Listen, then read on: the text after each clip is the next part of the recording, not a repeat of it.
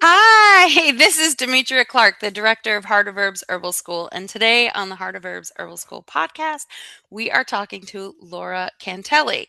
She is the chair of the Aromatherapy Registration Council. So thank you so much for being here today. I really appreciate it.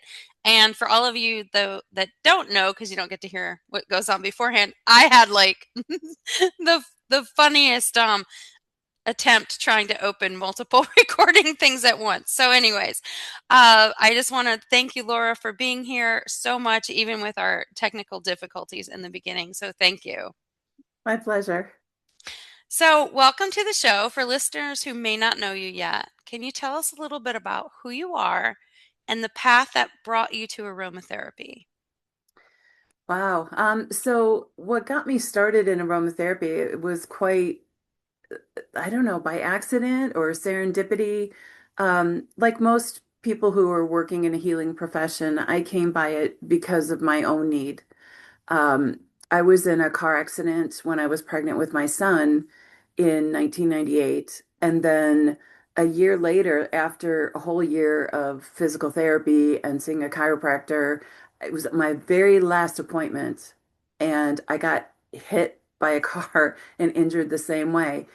And so, through both those accidents, after the first one, I was left with 75% of the use of my back. And after the second one, it was further reduced to 65%. And I was in pain all the time and I couldn't sit for long periods of time. And now I had a newborn to take care of and I I was had just about to say to carry that. around and groceries and I lived in a three-story walk-up and it was a nightmare. And I had a really good friend of mine who I'm still friends with now. It's been more than 40 years. He knew an aromatherapist, and for my birthday, he asked her to make a couple of massage oils up to help with my back pain, and it worked a dream. I was functional after just a short period of time, and so I used it religiously. And my son wasn't sleeping really well, and my best friend had been in a bookstore, and at the register they had these a few little blends by an aromatherapist, and there was one called Lullaby, and she bought it and said, maybe this will help him sleep, which will then help you sleep. And and I kept them in separate rooms, and it wasn't until we were moving out of the city because we lived in Chicago at the time. We were moving away, and I was packing everything up and I looked at the tags and they were slightly different, but the logo was the same. And I realized they were made by the same person. And so I said to my husband, we have to go meet this person and find out what this magic is. And so we did. We spent about 3 hours with her and she talked all about aromatherapy. She walked us through her olfactory factory and and it was great. And I left there feeling like this was the best kept secret ever that everyone needs to know about. And so had a little business at the time where I was making gift baskets um, for weddings and things like that for, the bachelors. They would, men, they would get this invitation in the mail with a list and not know what to do with it. So they just gave it to me with a budget. I bought all the stuff, I embellished it, I delivered it. It was great. But then I put that aside and I started just dealing with her products in natural baskets and it was great until I moved to the country and then I was like the Witch of Woodstock and people thought I was doing some weird voodoo stuff. And I thought, well, they need an education. And if they need an education, I need to get better educated. So I started with the American College of Healthcare Sciences and I got certified there. And then through them, I met my mentor and good friend, Shirley Price, and she became my adopted mom. And eventually, she, I brought them over to the States to teach. And she asked me for my CV and gave it to her daughter, who had opened up her own school and business under Penny Price Aromatherapy. So then I became Penny Price Aromatherapy USA, and I had a school and I distributed her oils until we moved to Colorado. And then things kind of shifted in the trade arena and there was more licensing needed and at every stage of the process and it just became cost prohibitive to keep bringing them over um, so then I just stayed in private practice but my focus in my practice is mainly working with children with special needs. Mhm. I have a son and a husband who are both autistic, and I was enmeshed in that community for many years, and just seeing parents struggle with, things like digestive issues and anxiety and sleep and focus for their kids. So that was my focus for a long time. But throughout this whole journey, I stayed really tied to the aromatherapy community. I have been with the Alliance of International Aromatherapists. I started with them in 2005 when they were still Aromatics in Action, and then later they became a nonprofit. And I served on their board and on many of their committees for almost 20 years. And then I started my journal, the International Journal of Professional Holistic Aromatherapy. We're a peer-reviewed journal, and we're now in our 15th year. And then I got a call from Doreen Peterson, who was the chair of the Aromatherapy Registration Council, and she said, "I'm ready to retire, and I really want you to be the person to take over for me. So I want you to submit a letter of intent and let us know, let the board know what it is you would do for ARC." And then they interviewed me, and I got the job as chair. And so I kind of wear multiple hats in the community because I still have my journal, and I speak internationally. I have a book that I've written that's been out for 10 years and is now in a revision. So I do a lot of business to business consulting too. So I'm wearing just so many hats in the industry, and just do different things in the community. And a lot of it people don't even know about, but I'm just trying to work for the greater good of the aromatherapy community and make sure that practitioners have what they need to practice, and that, they're connected to small distillers, and, that we're all getting the education that we need to do what we do.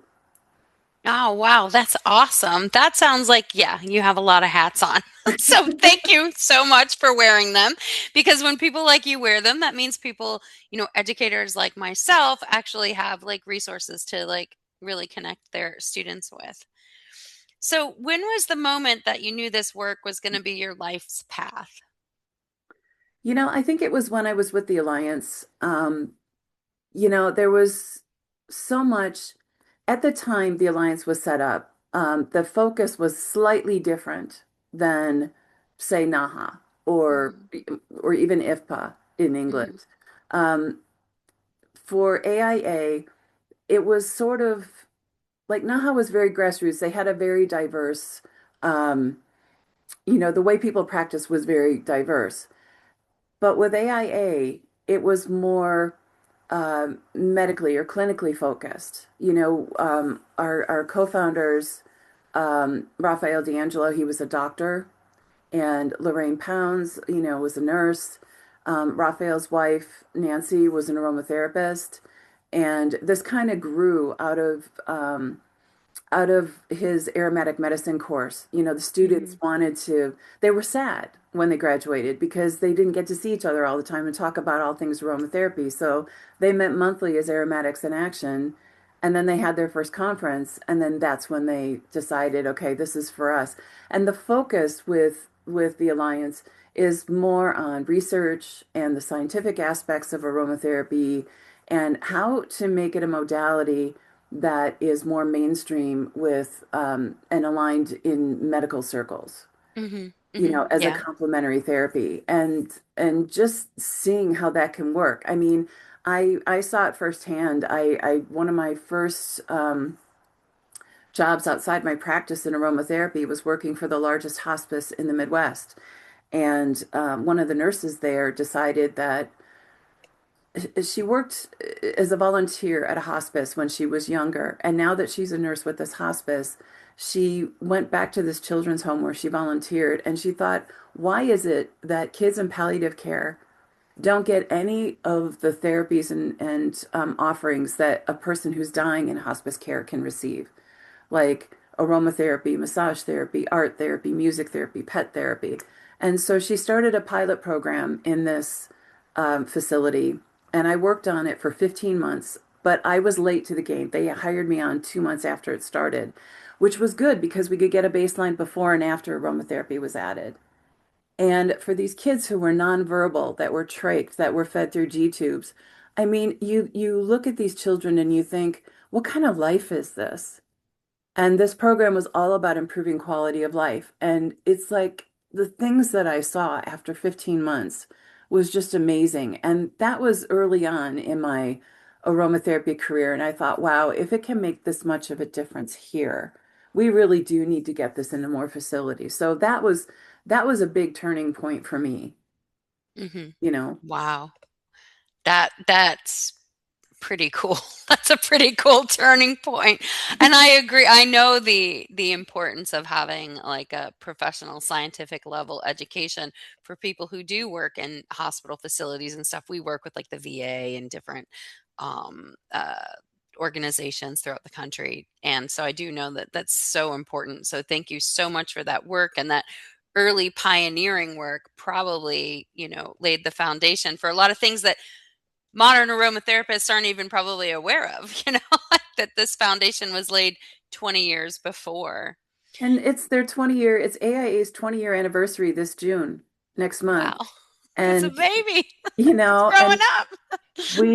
yeah, just working. I mean, I worked on the education guidelines, because we wanted to up the standards. I mean, if you're going to integrate in with medical and clinical facilities, you need to up the standards. You need more research, you need more pathology, more A&P, more PNI. I mean, more research, more of a better understanding of how to read and discern what you're reading in research, Yeah, So you need a whole lesson on you how need, to yeah, read it's like, research. right, you have to like Where's up it the coming game. from?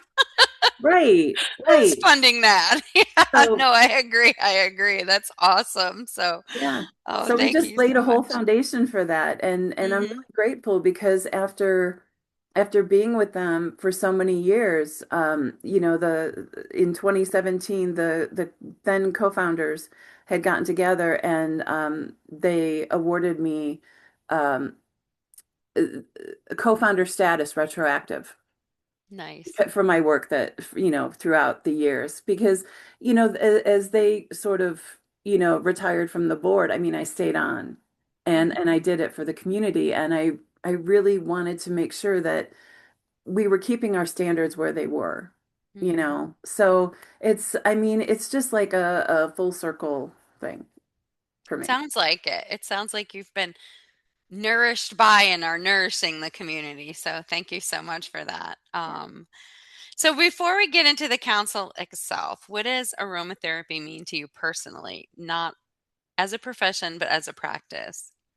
As a practice, I mean, I think it's a beautiful way to enhance your quality of life. And I mean, I've never been one for taking pills. That's just not my thing. And I think that, everything that we're doing now at some point was derived from nature.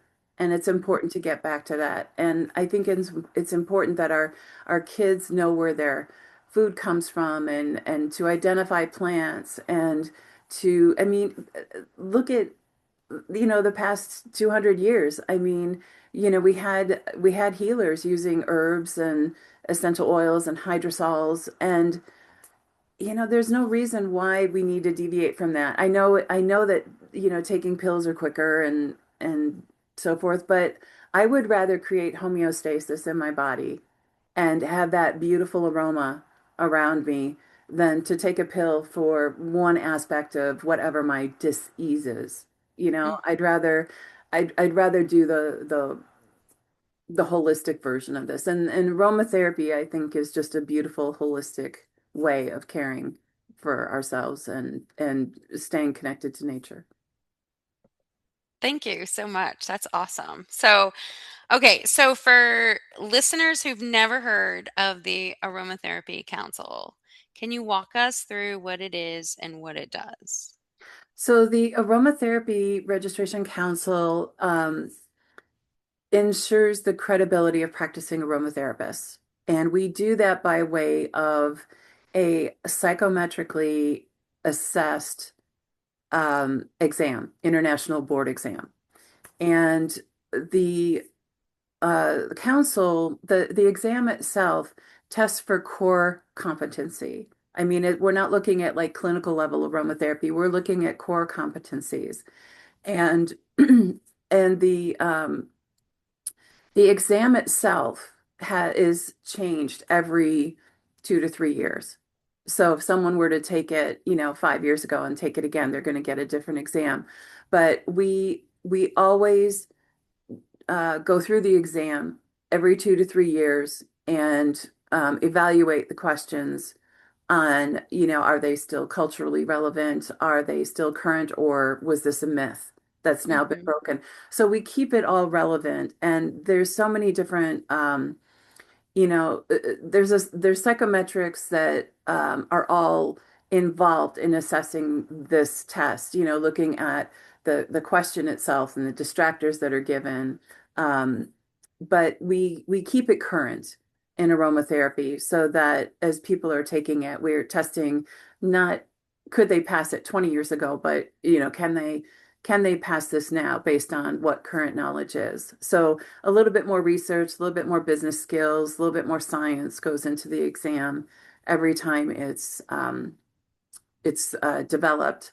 And the questions are selected at random based on four categories throughout, so like one is business, one is methodology, one is application, so forth. And so it's a weighted exam. There's a different percentages for each of those categories.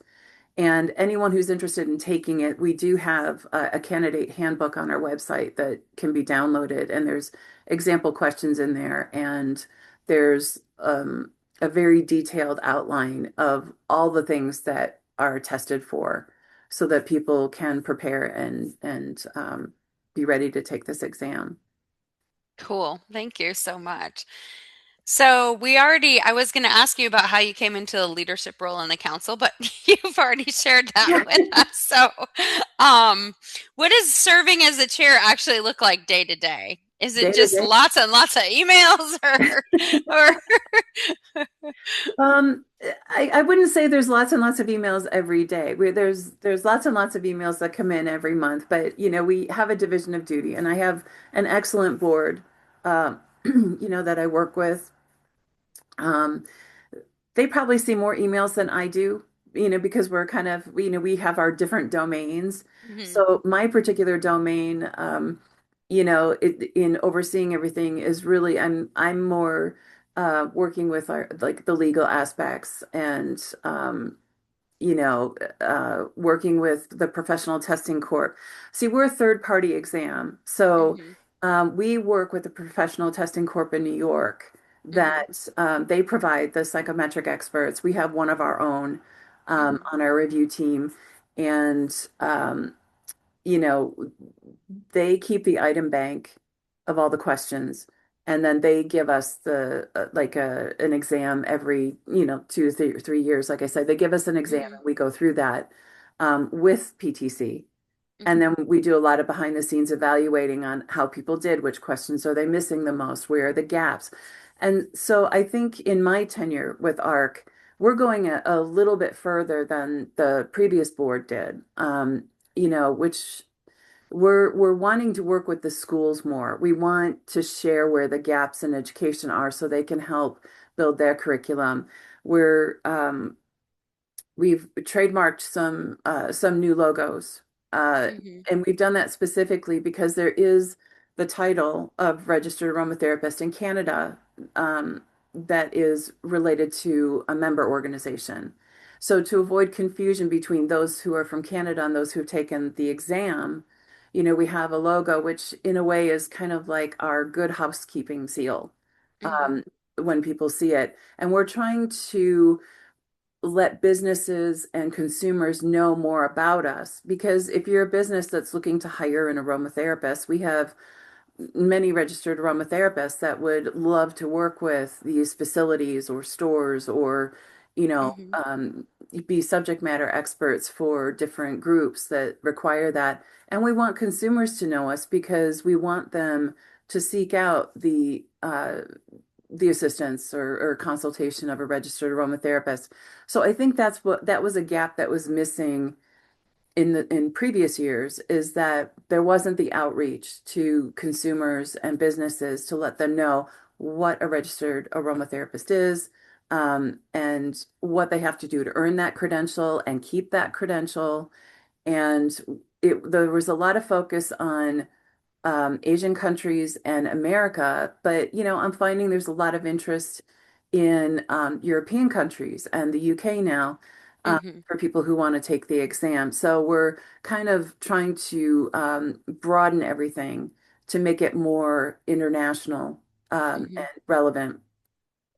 So, but yeah, I mean, we're the only credentialing body, Mm-hmm. and what for an industry that doesn't have licensure. I mean, that's kind of where you want to be, because we're Yeah. self-regulating, so you really want to set yourself apart, Yeah. and when ARC first started, it was a way of setting the professionals, and elevating the professionals as compared to, say, wellness advocates or those just selling essential oils through the multi-level companies and doing, network marketing. And now we find ourselves having to distinguish RAs from some people in our own community that Mm-hmm. maybe don't have as much education, or have gotten sound bites from experts that are now putting themselves out there as experts, or maybe work in an adjacent field like chiropractors who are now offering master's classes. So now it's like within our own community, we need to show the people that have received a good solid professional education and can do this job credibly from those that have jumped on the bandwagon of aromatherapy because it's trendy. Yeah. Yeah. Yeah. Yeah. Yeah. You see what I'm saying? Absolutely. Yeah, absolutely. I mean, I know almost all of our students from Asia always ask about the exam. Hmm. And so, like, it's easy, even as an educator, I can see where the United States is not as in tune with some of these things, where in other countries, like, just basic questions are students ask when they enroll. Can I take the exam? Can I do this? Can I register with this body? Can I? Absolutely. Yes, yes, yeah. Like, but the reality is that there isn't a lot of information. I think a lot of that is because the field unfortunately seems to get dominated by MLMs sometimes.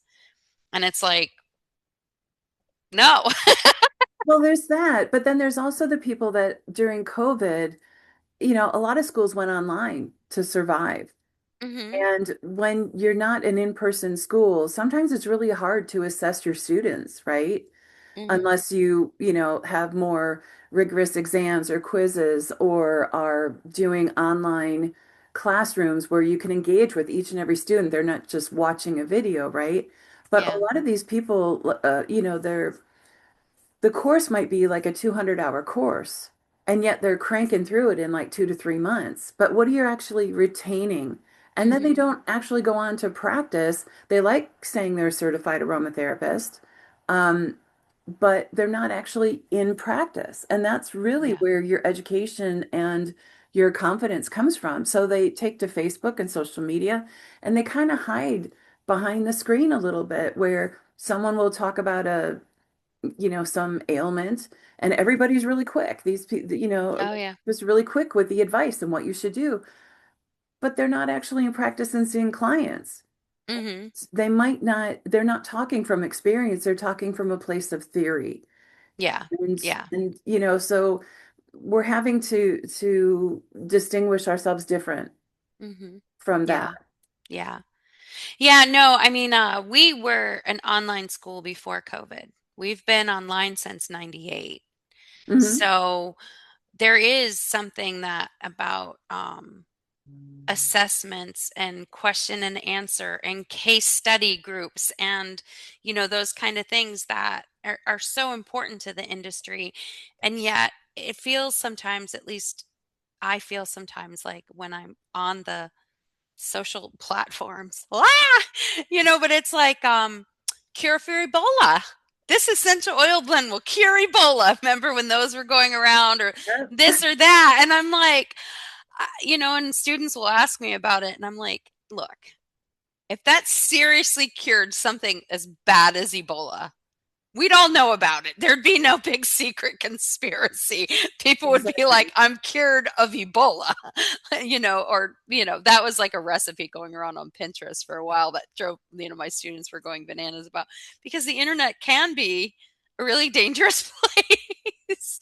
Oh, my favorite one that I've seen recently is placebo equals purity in your essential oils, or um, what was the other one? Oh, uh, I've talked to many naturopaths, and synthetics are perfectly fine.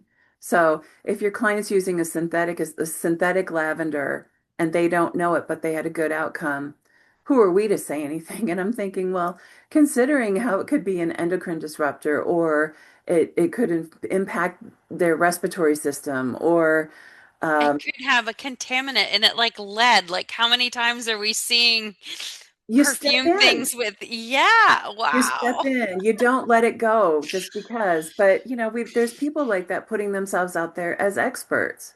Yeah, yeah. There's people writing books. I mean, there's still the whole myth about um, frankincense oil curing cancer because of the boswellic acid. Well, Yeah. the majority of frankincense oils aren't going to have boswellic acid in it because the molecule's too big to come over in distillation. But you can manipulate the distillation to get it, but it's really expensive and not everybody can do it.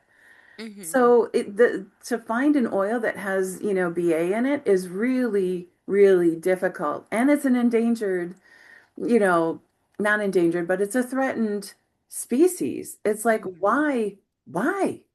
Yeah. Yeah. You No, know? understood. Yeah, it is at times it's a little scary, Yeah. you And know. people are following these people because they know just enough to make themselves sound intelligent. I mean, I attended a webinar not long ago where the person who was delivering the presentation was talking about what we all know is holistic aromatherapy, been around forever, body, mind, spirit. But to this person, it was being explained as if it was some new concept that this person could trademark and came up with a new name for. And I had to listen to this for 69 minutes while it was being mansplained to me. And I thought, wow, this is a person that everybody is going to right now, thinking that like the next elevated instructor. And I thought, this is scary to me, that we really need to focus on critical thinking to evaluate these social media posts and what's being put out there and kind of politely changing that narrative. Yeah, I mean, we don't have to be polite all the time. Just No, but kidding. I'm just kidding. I'm like the politest person online. It's really funny. Like people, I say that, and then people, I barely even, I never, because I just don't do that online. I don't have the energy for it. But like, no, it is really frustrating. So, what is something most people, even practicing aromatherapists, don't realize about the council's work? So, I guess you just hit on it. You do a lot of industry research and find out what's going on out there. That's like got to take up a massive amount of time. But I think, yeah, it does take up a lot of time, but I think it's something that we each, like our board members, do individually anyway in our own businesses. So we're just bringing our own expertise, hmm to the board and sharing that. And it's a lot of paying attention. Like we have an awesome PR person in Jennifer Wilson, and she spends a lot of time on social media, not only, putting our posts out to let people know important things like when the next exam window is and what they need to do to prepare, and kind of putting information out there about, did you know this about ARC? Or, um, here's some myths about ARC. So she's really good at that, but she's also helping to support registered aromatherapists. So, she's locked into a number of registered aromatherapists that are active and maybe some that aren't as active on social media. And she's reading their posts and she's liking their posts and she's sharing their posts because we want RAs to be out there front and center. We want people to get to know who they are and what they have to offer. And so she's constantly working that and seeing a lot of what's out there on social media. So she's bringing that in. with my journal, I'm seeing a lot of research and reading case studies and getting articles that are really pertinent to our profession. And I'm bringing that into it. We have a couple more people that are educators that, are sharing, what their students' questions are. And then we're getting feedback from the professional testing corps on where the gaps are, not so much where the gaps are, but like where they'll show us the questions that are missed most often so we can identify the gaps and then we can get back to the schools. So, like I said, we're not just the council that offers this exam. You can take it, pass it or not. If you pass it, you get this credential. It's good for 5 years. You can renew it by either taking the exam again or showing us that you've completed 100 hours of continuing education because we want you to stay current, right? So you have a Yeah. choice when it's time to renew. And now we're more interactive with community, with educators, with employers. And, Oh, we've added a new page to the website that RAs can find, in their profile that says opportunities. And it's opportunities for grants, it's opportunities for marketing yourself, it's opportunities for jobs. Um, are there any ways to promote yourself, your business, or to get a job or to get money to help you with your research?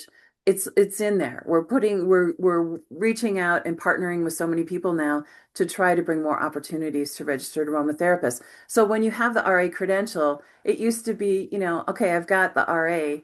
What does it give me? What's in it for me? And the mhm. answer was bragging rights, essentially. Yeah, But yeah. now it's so much more. Because we're trying to bring more opportunities and more focus to RAs and what they can do. So it's so much more than bragging rights. That's awesome. Thank you so much for sharing that. So I almost had you for 40 minutes here, so I probably shouldn't keep you that much longer, but I have a few more questions if that's okay. Let's go. All right.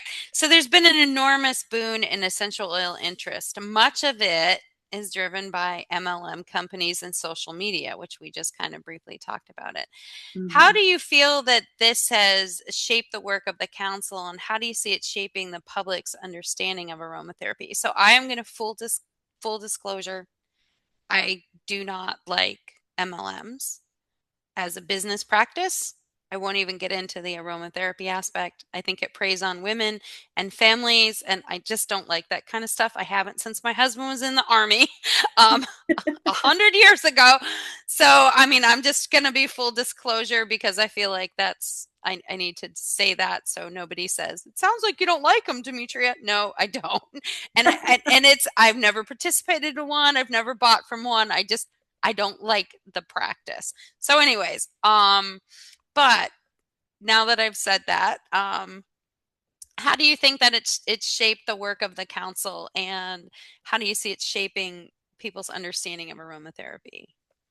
Well, I think in how it impacts the council, and what maybe I should start by saying this. Yes, I'm not a terribly huge fan myself, but we do have one of the first MLMs to thank for aromatherapy becoming popular and people wanting to know more about that. But what followed with the misinformation was not good. Okay. Mhm. And I don't think all the MLMs are created equally. I think some handle some aspects better than others. Mhm. Yeah. Because the original one was the pyramid scheme, right? Mhm. The later one that evolved out of that wasn't so much a pyramid scheme because anybody could buy. You didn't have to be a distributor. But Mhm. what I didn't like was the homogenized oils. Mhm. You know, I know that they want to kind of keep it the same, but my biggest thing when it comes to the MLMs is homogenized oils because when when you keep something in that same identical monograph, at what point does it become a drug to your body? Mhm. And we all know that when you're using drugs, like let's just take a depression drug. Just Mhm. name a depression drug, doesn't matter. You Mhm. might be on, say, that whatever it is, 25 milligrams for the first 6 months, Mhm. and then it starts to wane. So what does the doctor do? Ups it to 50 milligrams for another 6 months. And then it Mhm. starts to wane again. And Mhm. then they switch you to a different drug and they start you on a low dose and you work up and then, oh, after a couple rounds of that, then they change you to something else. And I just feel like if it's because you're using something that your body can identify and overcome. And if you're Mhm. using a homogenized oil, that can happen. We're already seeing it with tea tree oil, right? Mhm. Yeah. So, and there's absolutely no regard at all whatsoever for sustainability, conservation, taking care of these precious medicinal and aromatic plants, right? And when you look at the supply chain, I mean, our journal, published republished a study by the Accountability Lab out of Chicago looking at one of the larger companies' frankincense trade line. And there was, I don't want to know. I mean, everything from abuse of the women, not giving them proper equipment, not giving them proper health care Mhm. provisions, rape, separating them from their children, all the way down the line. It's like nobody looks at that. And it had been Yeah. reported for years Mhm. and nobody would look at it. Um, Yeah. I'm so really, really glad you just brought that up. I don't mean to interrupt you. sure. The way that we get things is a huge problem. And I think sometimes when we're like, but it's aromatherapy, right? We can use that as our excuse to ignore abuse and environmental degradation or whatever because our end drop is what we want. And it makes the practice then become incredibly selfish, which Exactly. completely defeats the whole purpose. So, thank you so much for bringing that up. I always tell people look, it's a commodities market. If you're falling for a fairy tale on how a huge corporation is getting you, some exotic rare oil, right? And they Hmm. have gallons and gallons of it, it's a commodities market. So if you're not thinking about it that way, because not everyone's growing, but everything we make is grown here. No, it's not all grown there. That's impossible. So, anyways, thank you for bringing that up. I will let you get back to it. I apologize. I just Well, have my and little fit. yeah, but it's like milk, right? They take a little from here, a little from here. So you're taking a lavender from China, from France, from England, from Bulgaria, and you're mixing it all in one thing and you're tweaking it by adding more from China or this from this because, our oils are going to be a little bit different based on Hmm. climate, terroir, whatever. And so when you make it to fit a particular monograph every single time so that it's like you're like 7 Up or Chanel number 5, you want it to be and smell the same Hmm. all the time. And and so when you do that, it's like you're making it closer to a drug. So how I think that this has shaped things for the council is that we are knowing this. We are incorporating more questions that are relevant to what we want registered aromatherapists to be sharing with clients and with consumers, right? So it helps us shape our exam by bringing in questions that are related to conservation, sustainability, um, you know, um, where we get our oils from, like, working with small distillers. Because that's another thing too. I mean, small distillers, I think a lot of them give in to the bigger companies. I mean, I remember, gosh, 20 years ago, right? I was buying hydrosols or hydrolats from Penny Price Aromatherapy, and they were gorgeous. But then after a while, they started adding like 10 to 14% alcohol to them to be shipped. And why was that happening? Because companies like L'Oreal, Estee Lauder, they all wanted this in there as a preservative. So they start the companies that were supplying because Penny Price Aromatherapy, we're now doing that. So we as suppliers, right, or as consumers had no choice but to accept it that way unless we could find another supplier that was not bowing to the larger corporations. And I can understand why they would do that. I mean, if they need the money, right, Yeah, they're oh, going to yeah, do I whatever get they it. can to sell their product. But there are so many small distillers out there that are creating beautiful products for aromatherapists that are resisting, and they're getting involved in agroforestry and new planting and harvesting methods that are more economical and more sustainable and beautiful. And Yeah. we need to know who they are. So that's not something that ARC is dealing with necessarily, but that's something that I'm doing with my journal by highlighting a lot of these people so aromatherapists know where they can get these oils that haven't been messed with for Yeah. the larger companies. But where ARC is benefiting from this, or how things are being shaped with ARC, is in how we revise our tests to incorporate a lot of what's happening and counteracting that message that's out there. And we're doing that through lifting up those RAs that are speaking against this, that are putting good information out there. So we're Hmm. trying to elevate the RAs that are already putting out good messaging, right? And at the same time, we're keeping our tests current with what's happening, and we're including questions Hmm. that we need to know that these people know this. I mean, Yeah. do we want aromatherapists out there selling unsustainable product, I don't. or synthetic product, Nope. So that's how it shapes us. What we're Yeah. doing is we're watching what's happening out there, and then we're making it part of the exam. Hmm.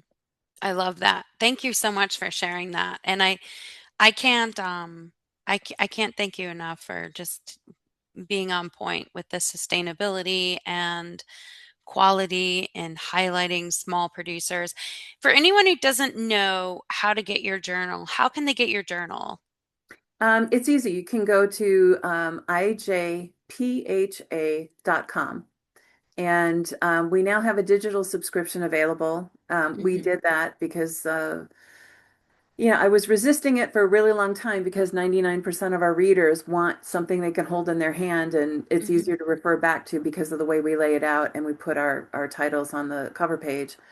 But during COVID, it just, it was easy. We started thinking about it in COVID, and then with the current administration and the tariffs and everything, it got to a point where other countries weren't accepting commercial mail from the US. So we had no choice but to go digital for our international subscribers. So we offer it in two ways now, where you can still get the hard copy you can hold in your hand, and we have a digital copy available for people who prefer to read it digitally. Um, and yeah, I mean, yeah.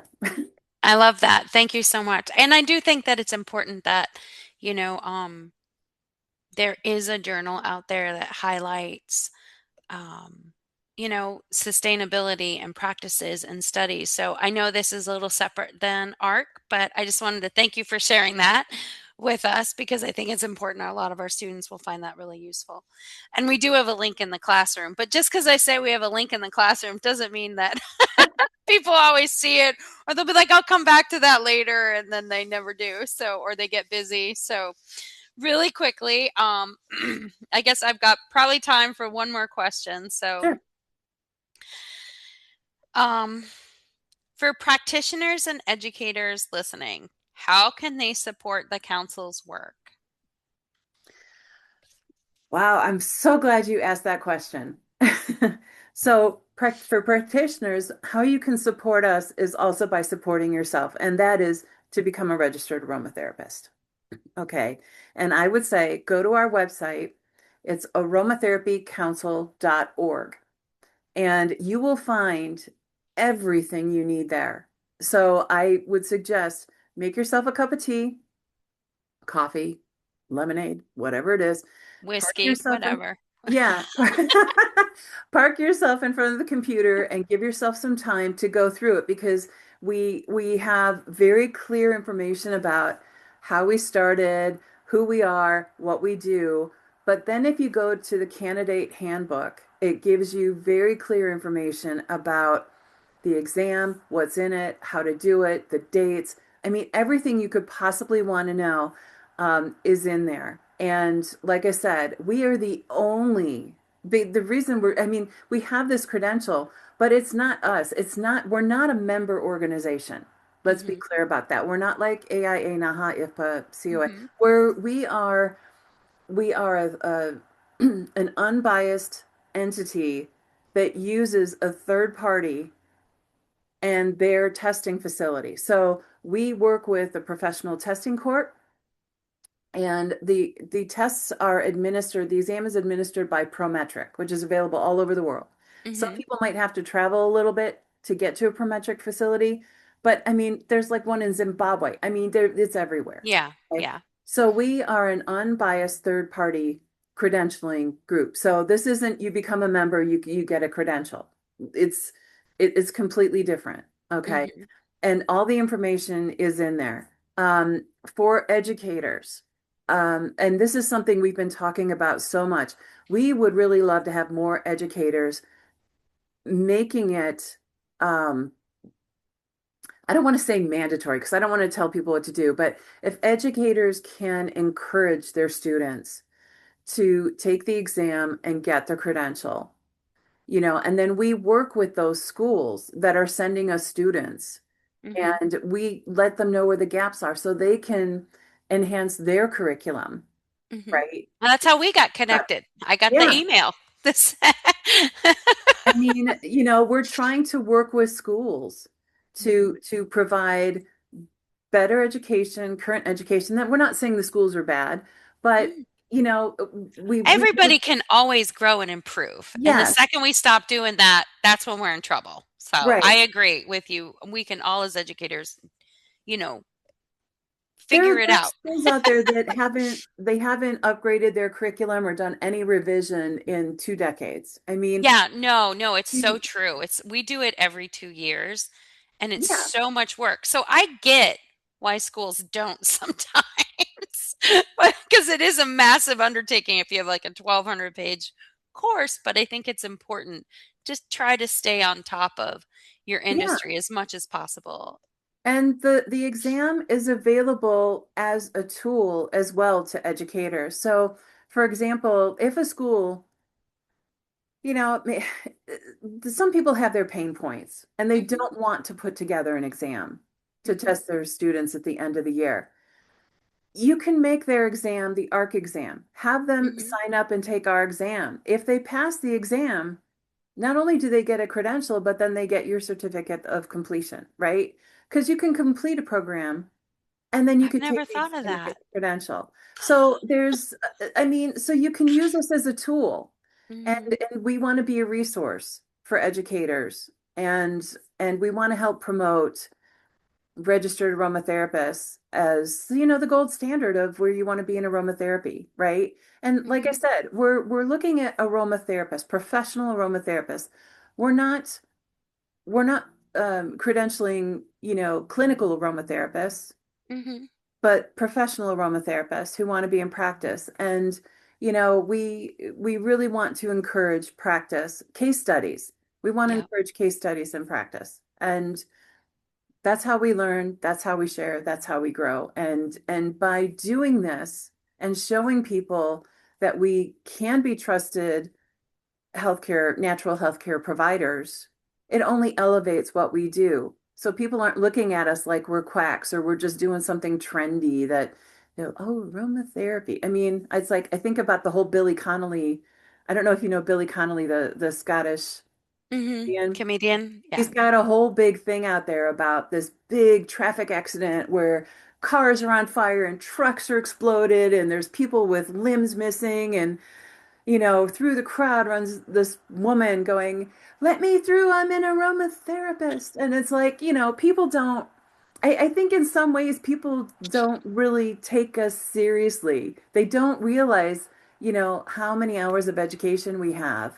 And That they were at ground zero on 9/11. There was yeah, aromatherapists working, and there's aromatherapists working when there's floods and, all kinds of trauma care and in birth centers wildfires. and wildfires and, Yeah, yeah, so beside everyone's like, "Oh, aromatherapy, massage and hospice." And it's like, "Wait, no. They have aromatherapists in cancer centers. They have aromatherapists working the Veterans Administration." It's like it's a whole other world out there. people need to know. And I Yeah. tend to tell people, I think, and I gave a presentation on this a couple of years ago at a conference. because I see so many people becoming armchair aromatherapists on Facebook and social media. It's like, where's the practice, right? And Mhm. people don't really, we need to fix the messaging, and it's all Yeah. about communication. And I think about when I first started in aromatherapy like 25 years ago, right? I we had no, like, social media wasn't a thing. I wrote for newspapers. I went out and spoke to cancer Me too. groups and women's groups and schools, Senior centers. senior centers. I did wellness fairs, and I talked about what we do. I gave it credibility, and I wrote many articles on, because as a, when you go for a massage, you know what to expect. Yeah, yeah. You're going to go in there, you're going to take your clothes off, somebody's going to put oil on you, they're going to massage your muscles, right? But when you're going to go see an aromatherapist, people don't know what's going to happen in that consultation. Just You have smell to some let them know. stuff. Yeah, and it's It's a more little than bit more just, than that. yeah.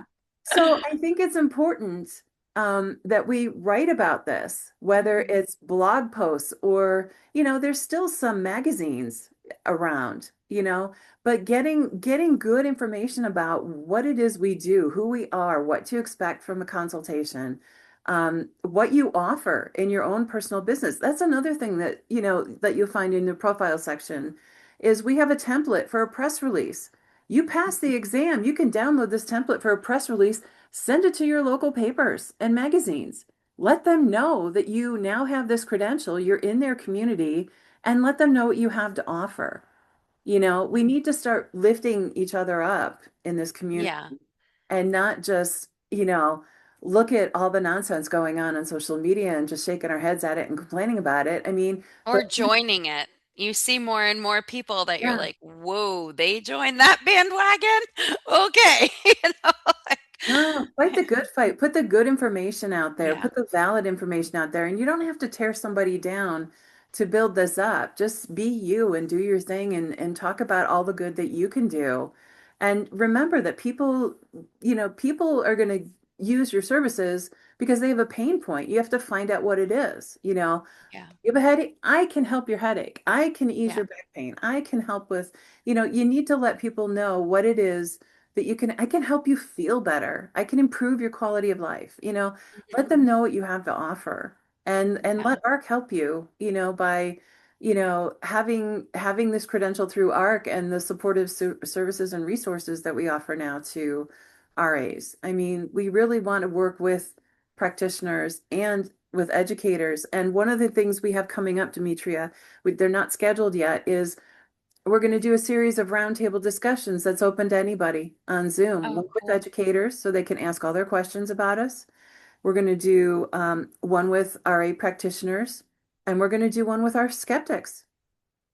Oh, wow, cool. That'll be There fun. are people out there saying, well, I don't need an RA because, until there's licensure, I'll get a license. But, what I've got from my school is just fine. I And think it's funny when people will say like, well, when there's licensure, I'll get licensure, right? Like that's going to be like the golden ticket. It is going to be a whole other group of whatever determining your professional future. We've seen it in midwifery care. We see it now with doula care. We see it with massage therapy. It isn't that the group necessarily has autonomy. Suddenly, aromatherapists may be faced with, wait, the board of nursing is in charge of us, but nurses don't know anything about aromatherapy, and people don't. I don't think they always understand that licensing is a double-edged thing. sword. Yeah, You they know? don't get it.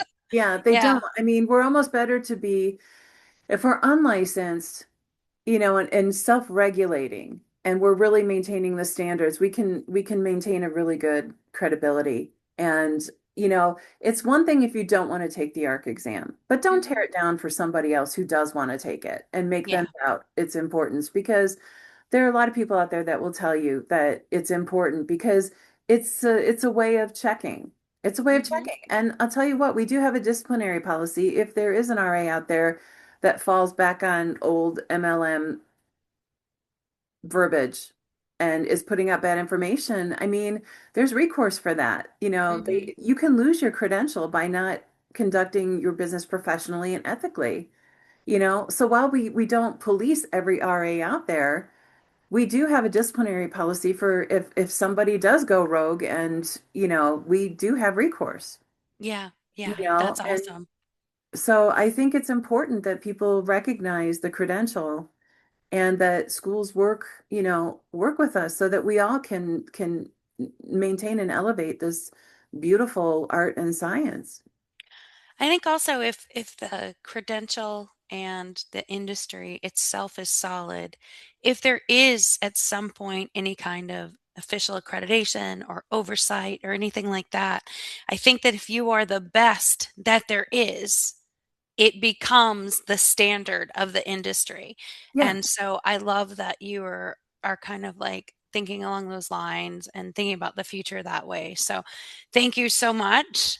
I really appreciate your time today. I will let you get back to your life. I know you're busy and you're got a whole council to oversee, so and a business and a journal. And so where can people find you online? They can find me online at Mhm. enhancementsaromatherapy.com or by just going through the journal. And Okay. you can reach me at editor.ijpha.com. Okay, perfect. So I'm gonna email you when we get off here to get your links to put in the bio of the podcast so everybody can find you nice and easily. And thank you so much for being here today. I really appreciate it, and thank you for all of the work you do. Thank you for having me. It's been a pleasure to talk about art. Thank you. Bye bye. Bye bye.